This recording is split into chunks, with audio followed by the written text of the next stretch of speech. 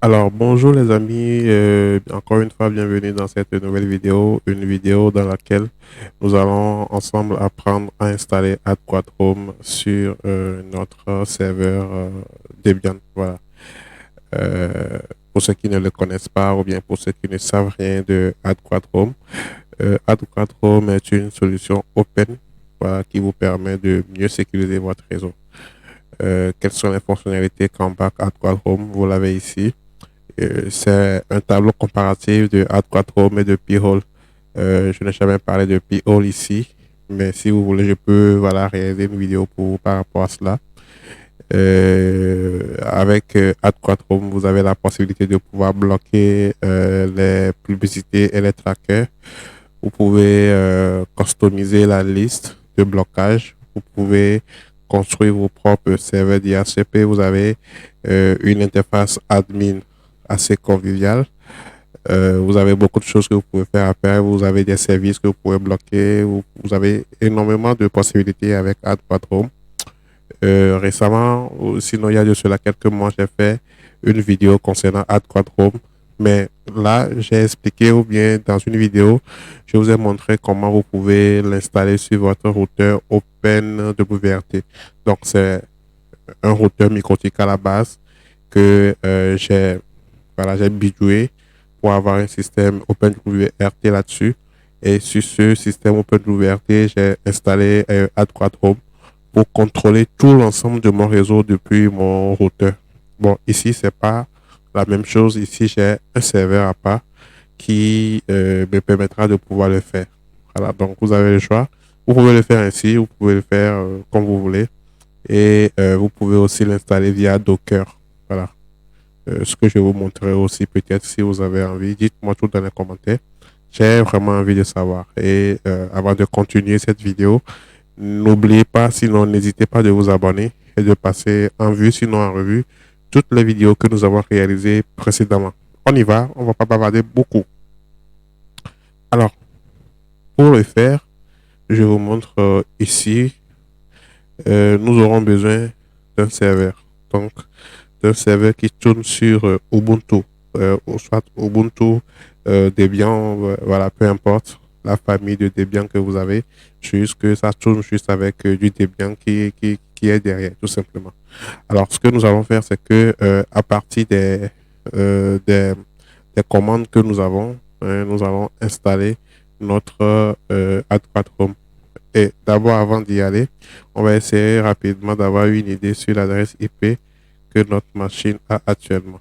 Voilà, donc ma machine a une adresse 1.90. Super. Cette adresse nous servira plus tard. Et si vous voulez le faire de votre niveau, installez votre machine et n'oubliez surtout pas de fixer l'adresse IP. Ici, votre adresse IP ne devait pas être en statique. En fait, ne devait pas être en dynamique. Ça devait être plutôt en statique. C'est très important cela. Sinon, un bon matin, vous risquez de ne plus avoir votre serveur disponible. Voilà. On retourne de l'autre côté et on commence les choses sérieuses. Alors, pour commencer, qu'est-ce que nous allons faire? Un instant. Alors, pour commencer, on va utiliser des commandes. Ces commandes qui nous permettront bien évidemment de pouvoir installer notre outil. Alors, regardez, moi je vais prendre soit la première commande ou la deuxième commande. En fait, en fait, ça par exemple, c'est la commande CURL et ici vous avez la commande wget. Donc, c'est les commandes principaux ou bien des commandes, c'est la commande principale en fait que vous allez utiliser pour pouvoir le faire. Vous avez le choix entre le wget et le CURL. Bon, moi, je veux prendre le wget. Donc, pour cela, assurez-vous d'abord d'avoir installé le paquet principal qui est le wget avant de copier cette adresse, enfin, avant de copier cette commande. Cette commande vous permettra de faire quoi? De télécharger le projet depuis cette adresse-là que vous voyez ici. Et cette commande toujours vous permettra d'installer le script ou bien d'exécuter le script d'installation. Donc ça, c'est une commande tout en un. Voilà. Euh, je copie et là, je retourne de l'autre côté pour coller. Donc, je vous fais un petit clear comme ça et je colle la commande. Voilà. Donc, je fais un petit entrée, je patiente pour que la magie s'opère. Alors, super, c'est bon. Maintenant, j'ai pu installer AdQuadRome. Et AdQuadRome se situe dans le dossier OTP/AdQuadRome. Donc, il a tout créé. Et puis, si je veux, je peux démarrer, stopper, redémarrer, voir le statut, le réinstaller ou soit déinstaller carrément. Alors, ce que je vais faire, c'est que je vais rapidement essayer de retrouver l'adresse IP qui renvoie vers le projet. Et l'adresse IP, c'est l'adresse IP IPv4, bien évidemment, que je vais choisir ici. Voilà, donc je vais faire juste un copier. Je vais juste copier l'adresse. Je vais copier l'adresse. Et puis, de l'autre côté, dans mon navigateur, euh, je, je colle dans la barre de recherche ou bien dans la barre de navigation, tout simplement. Super. Alors là, je suis sur la toute première page de AdQuad Home lors de la configuration. Et ici, voilà, ils essaient de me décrire un peu les choses. On me souhaite la bienvenue. Et ça ne m'importe pas trop. Moi, je vais juste cliquer sur c'est parti. Ici, j'ai les interfaces. Si vous voulez, vous pouvez choisir toutes les interfaces. C'est quelque chose que je vous déconseille fortement. Nous, on va sélectionner l'interface principale sur laquelle on veut monitorer ou bien on veut contrôler les trafics. Donc, moi, je le prends ici. Le port 80, vous pouvez le changer. Moi, je vais laisser le port là par défaut. Ici aussi, pour le serveur DNS, je vous conseille aussi de le laisser par défaut. Si vous savez bien ce que vous êtes en train de faire et que vous voulez aller très loin dans les configurations, vous pouvez modifier les ports là. Vous pouvez les modifier. Mais par défaut, je vous conseille vivement de les laisser comme cela. Donc, ce que je vais faire par la suite, c'est que je vais faire un suivant. Et là, si je fais un suivant, c'est fini. Le port là, qui est 3000 ici, sera finalement remplacé par un port 80. Et pour me connecter à nouveau, je n'aurai plus besoin, voilà, d'avoir ce port-là, le port 3000. Voilà. Donc, je fais suivant. Ici, on me demande d'avoir de saisir un nom d'utilisateur IPLab. IPLab, ça me va largement. Je choisis ou bien voilà, je renseigne un mot de passe compliqué, bien évidemment. Pour ne pas oublier, je copie et je le mets dans un endroit bien chaud.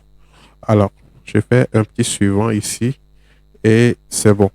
Donc, ici, j'ai un petit récap qui me montre comment je peux configurer ou bien comment je peux oui, voilà, configurer AdQuad Home sur mes différents terminaux.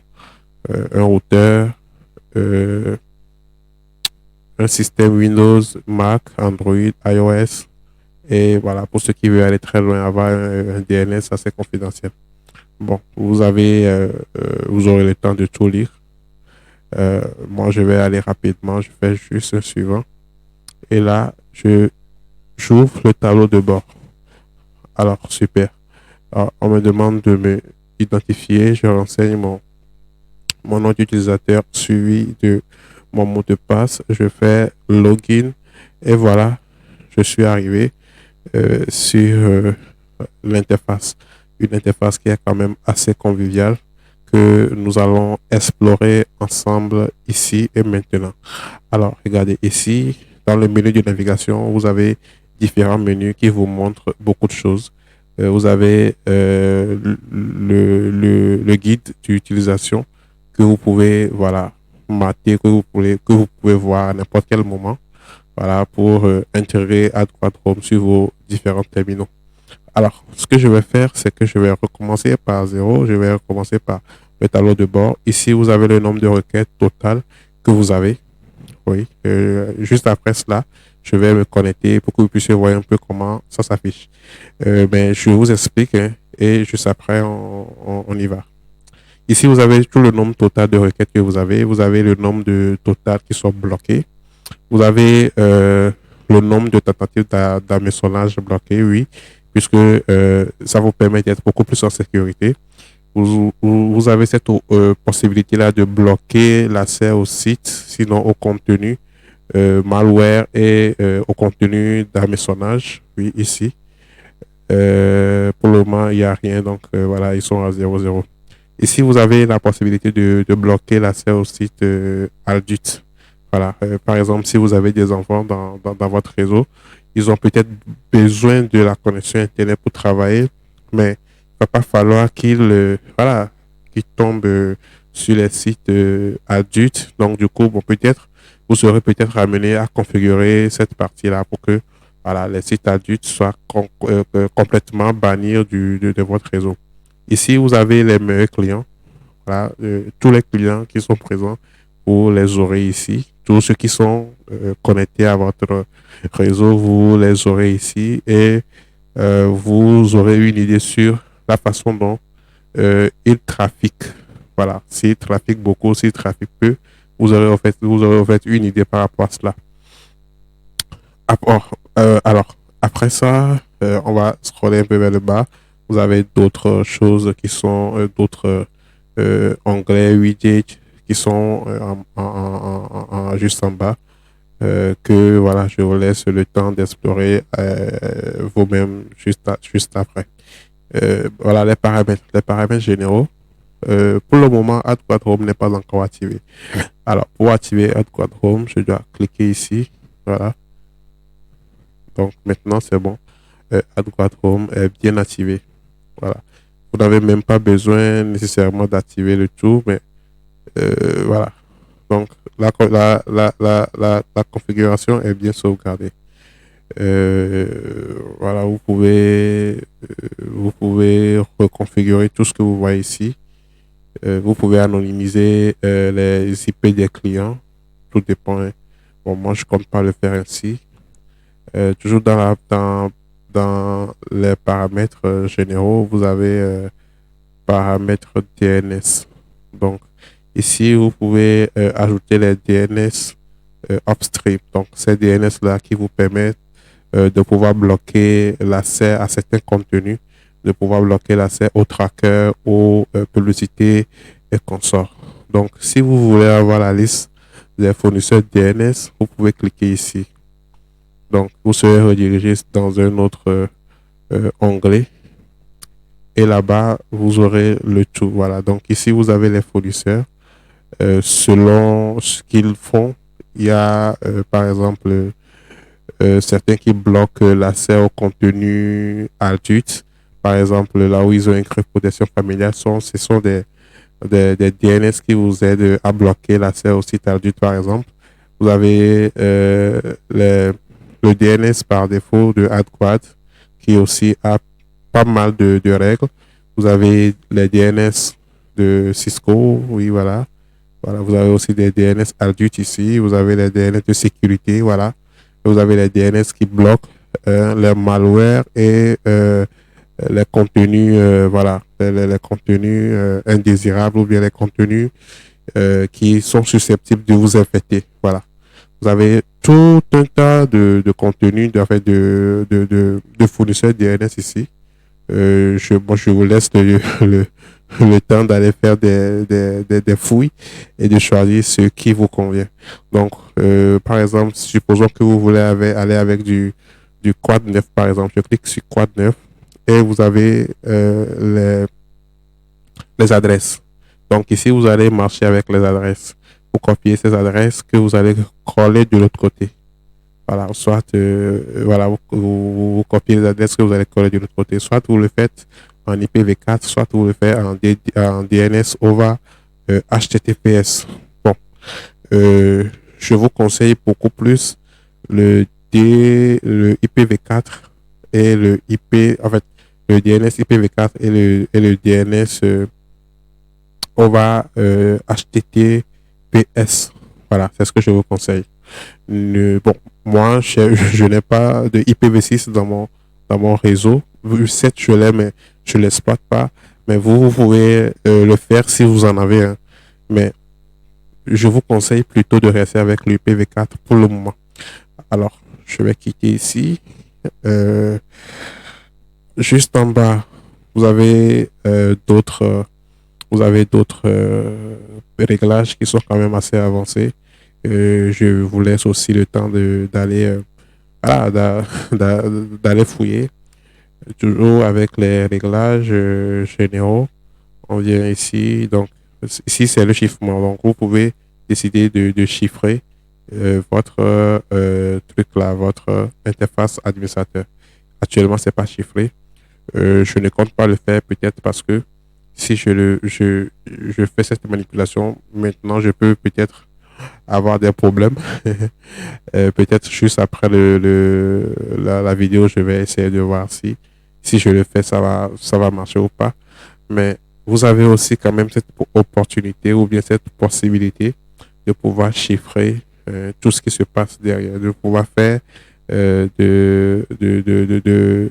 fait, du cryptage en fait. Donc, vous pouvez par exemple générer des clés ailleurs, venir les importer, les clés, faire ce que vous voulez et consort. Voilà. On retourne toujours dans les réglages. Ici, ce sont les paramètres pour les clients. Ici, vous pouvez ajouter des clients. Ajouter des clients et ajouter euh, des payloads, si je peux le dire ainsi, hein, ou bien des templates spécifiques à chaque client. Peut-être vous, hein, vous-même, vous avez besoin d'aller sur les sites adultes.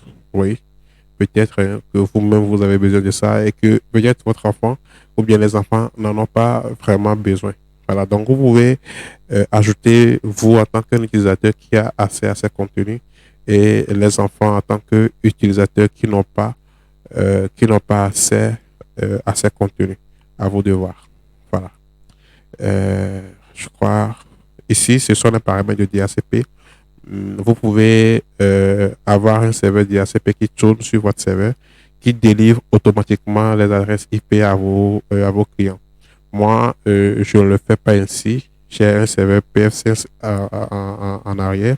Ce serveur PF5 me permet déjà de fournir de l'adresse IP. Donc, je n'ai aucun intérêt à l'activer. Je risque d'avoir, sinon, bon, même pas de je risque, je vais avoir nécessairement un problème de conflit d'adresse et puis, bon, voilà, mon système ne va finalement pas marcher. Donc, si de l'autre côté, vous n'avez pas encore un serveur DHCP et que vous aimeriez que, voilà, votre AdQuad Home vous délivre des adresses automatiques, vous pouvez l'activer. Voilà. Ici, vous avez les filtres. Donc, vous avez la liste des filtres. Donc, par défaut, c'est ce que vous avez. Vous avez la liste de AdQuad Home, la liste de filtres de AdQuad Home qui est activée et la liste de filtres AdWay qui n'est pas activée. Donc, la liste de AdQuad Home comporte plus de 60 000 règles et il a été mis à jour dernièrement le 23 avril 2023. En fait, 2024. Voilà. Donc, ici, par exemple, vous pouvez vous-même ajouter des listes ou ajouter des templates de listes déjà existantes. Alors, si je clique ici, par exemple, ajouter et que je choisis dans la liste, ouais, donc j'ai une liste. J'ai toute une liste de blocage. Et ici, je peux sélectionner. Donc, en fonction du problème que vous avez, ou bien en fonction de ce que vous voulez, vous allez devoir choisir une parmi cette liste-là qui vous convient. Et par exemple, si vous ne voulez pas avoir tout ce qui est du Google dans votre réseau, vous pouvez le faire avec ça. Si j'active ça, par exemple, vous allez voir que voilà, je n'aurai pas accès au service de Google. Donc, tout ce qui est Google, ça dit Google Maps, YouTube, Google Drive et consorts, ça va pas marcher. Je vais revenir là-dessus. Si vous voulez, par exemple, bloquer par région, ici, c'est la Chine. Donc, si vous voulez bloquer la Chine populaire, vous pouvez le faire. Si vous voulez bloquer la Chine qui ont, en fait, les domaines ou bien les sites de la Chine qui ont des, des publicités, si vous voulez les bloquer, vous pouvez le faire. Vous avez la Corée ici, vous avez beaucoup de pays. Et même si vous voulez, vous pouvez acheter celui du Togo. Vous allez racler tout ce qui est domaine.tg. Vous allez voilà, l'installer ou bien vous allez l'importer dans votre liste. Et puis, le tout est fait. Par exemple, pour ceux qui veulent se protéger contre les attaques phishing, vous pouvez par exemple activer ça. Ouais. Bon, la liste, c'est vraiment, il y a beaucoup de choses. Je vous laisse le temps vous-même voilà, en fait, de, d'exploiter. Voilà. Je vous laisse l'opportunité de l'exploiter. Donc, moi, je vais activer ça. Et après, juste après, on va voir si ça marche. Je vais activer le No Google dans le réseau. Voilà, c'est ça. Et je scrolle vers le bas, doucement et posément. Et j'enregistre. Super. Je vérifie les mises à jour. Donc, il a au total combien 1500, plus de 1500 règles. Bon. Pour tout finir, je vais vous montrer ici.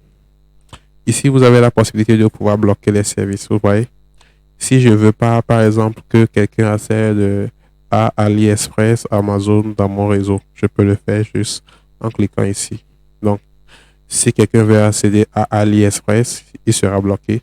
Si quelqu'un, par exemple, veut accéder à TikTok, TikTok, il y a aussi TikTok dedans, hein, je l'ai vu. Si quelqu'un veut, par exemple, si je veux interdire l'accès à YouTube, je peux le faire. WhatsApp, je peux le faire. Voilà, tout ça, je peux le faire. Je peux le faire, je fais juste enregistrer et puis c'est bon. Bon, maintenant, on va passer au test. On va pas bavarder pour trop longtemps. Je vous ai dit précédemment qu'on a besoin des adresses IP pour pouvoir fonctionner. Alors, ce que je vais faire, c'est que je vais vous montrer mon écran. Et derrière mon écran, nous allons rapidement essayer de voir si nous pouvons nous connecter. En fait, nous allons nous connecter, certes. Voilà, donc là, vous avez mon écran. C'est bon. Et là, je vous montre comment vous pouvez le faire. Voilà. Donc, je retourne ici. C'est bon. Donc, ici, je vais modifier mon réseau. Voilà. Je vais modifier mon réseau. Donc, je modifie mon réseau. Je viens dans paramètres réseau et je renseigne l'adresse IP de mon serveur, l'adresse IP de mon serveur AdQuatRhome comme DNS.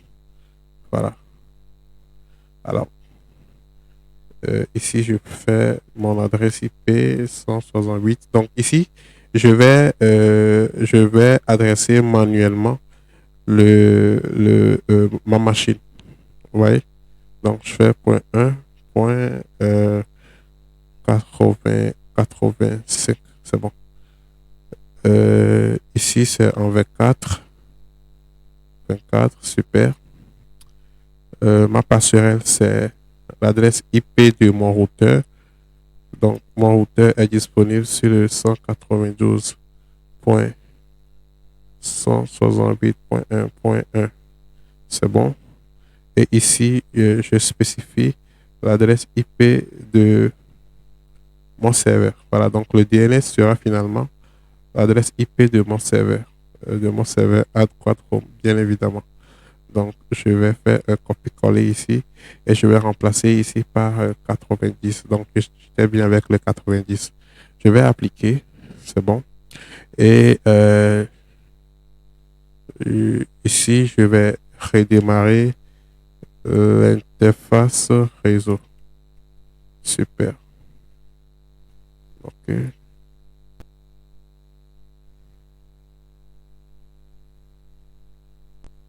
OK, super, c'est bon. Bon, maintenant, je retourne ici et je vais voir si tout va bien.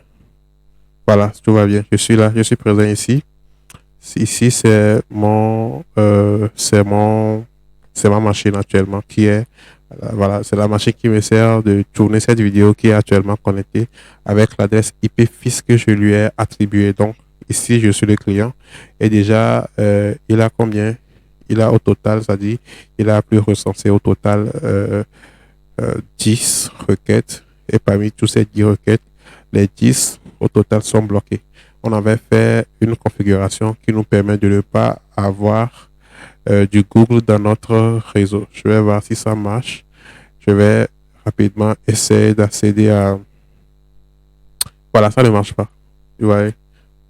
OK, un problème est survenu lors du chargement. L'ensemble de... donc, même pas. Ça ne marche pas. Je n'ai pas assez. Et je vais voir si j'actualise. Voilà. Vous voyez, le nombre de requêtes, ça a changé. Et le nombre de requêtes bloquées, ça aussi, ça a augmenté. Voilà, donc c'est de cette façon en fait, c'est de cette façon que vous pouvez bien sécuriser votre réseau. Je vous invite hein, à l'essayer et voilà, à s'approprier de cet outil. C'est un outil qui vous permettra de pouvoir mieux sécuriser vos réseaux et de pouvoir bien monitorer tout ce qui se passe. Je vous laisse ici. Passez une bonne journée et à très vite pour de nouvelles aventures.